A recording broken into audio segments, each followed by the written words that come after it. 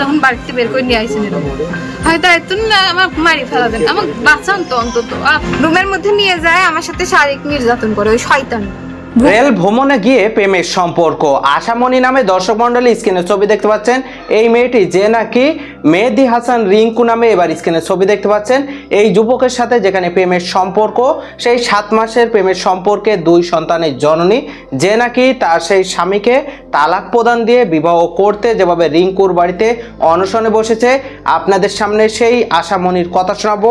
সেখানে সেই মেয়েটির বক্তব্যে উঠে আসে সেই আশাকে যেভাবে ভরসা দিয়েছিল সেই মেহেদি হাসান রিঙ্কু তাকে বিবাহ করবে, এমনকি যেভাবে সেই পূর্বের স্বামীকে তালাক দিয়ে সেখানে হোস্টেলে উঠে বসবাস, এমনকি মেহেদি হাসান রিঙ্কুর সাথে যেভাবে বিভিন্ন স্থানে ঘোরাঘুরি, এমনকি স্বামী স্ত্রীর পরিচয় দিয়ে যেভাবে শারীরিক সম্পর্ক, এক পর্যায়ে যেভাবে সে মেহেদি হাসান রিঙ্কুর বাড়িতে বিবাহর দাবিতে অনশনে বসলে সেই আশার বক্তব্য ছিল তাকে যদি বিবাহ না করা হয় তাহলে সে আত্মহত্যা করবে। সেখানে সেই বিবাহ এমনকি প্রেমের সম্পর্ক নিয়ে সেই মেয়েটির যে বক্তব্য ছিল, প্রথম চলুন সেই কথা শুনে আসি, তারপর সেই সম্পর্কে তথ্য নেব।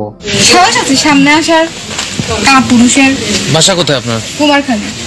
মানে এই ছেলের সাথে কি, মানে এই বাসায় আসলেন কি জন্য? এই বাসায় আসলাম ভাইয়া, আমার আগে এক জায়গায় বিয়ে হয়েছিল, সংসারে আমি স্বামীর সাথে মানায় নিতে পারিনি, এই জন্য আমি থাকতে চাইনি। আব্বু আম্মু আমাকে খুব মারধর করতো এই জন্য। তারপরে আমি বাসা থেকে চলে আসার পরেও আমাকে বলছে আমি সাহায্য করবো না, তুমি আসো, ঢাকা থাকো না, একা মেয়ে মানুষ কি করবানে, ডাইকি নিয়ে আসি। সুন্দর করে এক ভাবিরে বাড়ি নিয়ে যায়, গোসল করালো। গোসল টোসল করানোর পরে বলছি রাত হয়ে গেছে, এখন তো কোথাও যাওয়া যাবে না, এটা বলে নিজেদের এই মোড়ের উপর একটা অফিস আছে ওইখানে নিয়ে যায়। ওইখানে নিয়ে যাওয়ার পরে রুমের মধ্যে নিয়ে যায় আমার সাথে শারীরিক নির্যাতন করে ওই শয়তানটা। কোথায় অফিস? বোয়ালদা মোড়ে। কি ছেলের নাম কি যে নির্যাতন করলো? ওর নাম রিঙ্কু, মেহেদি হাসান রিঙ্কু। নির্যাতন করার পর তখন আমি খুব কান্নাকাটি করতে থাকি, তখন আমাকে বলে কান্দো না, থানা পুলিশ করো না, আমি তোমাকে বিয়ে করব। এটা বলি সে আমাকে বাইরে নিয়ে যায়, মদনপুর গেটে যায়, নাস্তা করালো, খাওয়ালো, তারপরে স্টেশনে যাই, টিকিট করলো, করে আমাকে নিয়ে ঢাকা যাবে। যাওয়ার পরে আমাকে স্টেশনে রাখি চলে আসছে। পরে আমি ওকে দেখতে না পাই, ফোন দিছি, ফোন বন্ধ বলছে। তারপরে আমিও পরে স্টেশন নামে হরিপুর আসলাম। আসি সেদিন রাত্রিরে আবার বাইরে জনি ছিল ওর বন্ধু। বাইরে আসার পরে আমি ওই দোকানে হচ্ছে একটা ওষুধের দোকান আছে, বলতাম ওরে আনারুল ডাক্তার ওনার নাম, ওনার থেকে আমি রিঙ্কু আর জনির বাড়ির ঠিকানা নিলাম। তো এর বাড়িটা আমি চিনতে পারিনি। জনির বাড়ি আমাকে একটা পিসি বাচ্চা দেখাই দিল, ওই বাড়িতে গেলাম। ওই বাড়িতে যাই সবাইকে আমি বলেছি, জনি ভাইয়ের মা, বোন, ওরা বউ ছিল, ভাবিরা ছিল, সবাইকে দেখালাম, বললাম যে রিঙ্কু এসব করেছে আমার সাথে। ওনারা তখনই বলেছিল রিঙ্কুর বাড়িতে যাও। রিঙ্কুর বাবার নাম কি? আব্দুল খালিক। আপনার সাথে পরিচয় কতদিন? আমার সাথে ওর পরিচয় 8 মাস। এমনিতে আগে চিনতাম কিন্তু কোনোদিন কথা বলিনি আগে। বিয়ে শাদী করছেন ওনার সাথে? না, বিয়ের কথা বলে বলে তো আমাকে একটা মহিলা মাসে 8 মাস ভালো রাখে, নিজের ইচ্ছা মতো ব্যবহার করে করে এখন বলে বিয়ে করতে পারবো না, খরচা দেবে না। আমার আব্বু আম্মু ওর জন্য আমার সাথে কথা বলে না, কারণ আমার আব্বু আম্মুরা ওই অকাজটা করছিল, আমার সাথে মামলা করতে চাইছিল, আমিই করতে দিইনি। বলেছিলাম ওই ছেলে তো আমাকে বিয়ে করতে চাইছে, এইসব মামলার ভিতর যাওয়ার দরকার নেই।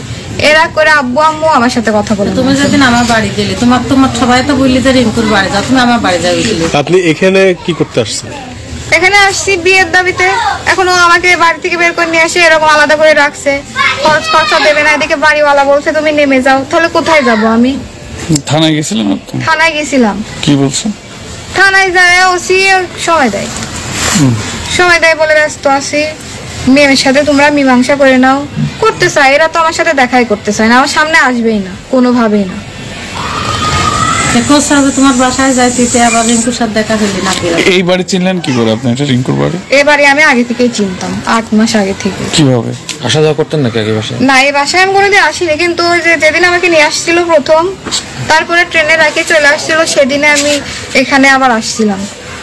আসার পরে এ বাড়ি ঠিকানাও দিছিল, কিন্তু আমি আসছিলাম না। পরে জনি ভাইয়া সবাই মিলে আমাকে ওইদিকে নিয়ে যায়, বলছে চল তোদের বিয়ে দিয়ে দিই। কিন্তু তখন তো আমি আমার হাজবেন্ডকে ডিভোর্স দিছিলাম। জনিটাকে? জনি হচ্ছে ওর বন্ধু। বাসা কোথায়? বাসা ওই মোড়ের ওইদিকে, হরিপুরে। হ্যাঁ, হরিপুরে। মূলত রিঙ্কুর সাথে পরিচয় কিভাবে আপনার? রিঙ্কুর সাথে পরিচয় আমার স্টেশনে, ট্রেনে, একই ট্রেনে ও আর আমি গেছিলাম। ও ট্রেনের মাধ্যমে পরিচয়, মানে হ্যাঁ। ট্রেনে যাওয়ার মাধ্যমে। হ্যাঁ, পরে আমার কাছে ফোন নাম্বার চাইছিল, আমি দিছিলাম না, ফেসবুক আইডি দিছিলাম, তারপর থেকে ওর সাথে যোগাযোগ হয়েছে। ফেসবুক আইডি দিয়েছে, কত বড় বিয়ে বোকা। এখন প্রশ্ন, এখন কি করবেন আপনি? এখন হয় ও আমাকে বিয়ে করবে, না হয় এই বাড়িতে আমি আত্মহত্যা করবো, না নিজে মারি ফেলুক, আমার লাশ ছাড়া এই বাড়ি থেকে আমি জানতো বের হতে পারবো না, যেহেতু আমার কোথাও যাওয়ার জায়গা নেই, আমি একটা মেয়ে মানুষ, কোথায় যাব আমি? নিজের বাপ মাই তো এখন আমার আর খোঁজ নিতে চায় না এই শয়তানটার জন্য। আপনার ফ্যামিলির লোকজন জানে রিঙ্কুর সাথে আপনার সব কিছু সম্পর্ক জানে, আছে? আগে থেকেই জানে, হ্যাঁ জানে, সবাই জানে। তার সাথে আপনার শারীরিক সম্পর্ক কতদিনের?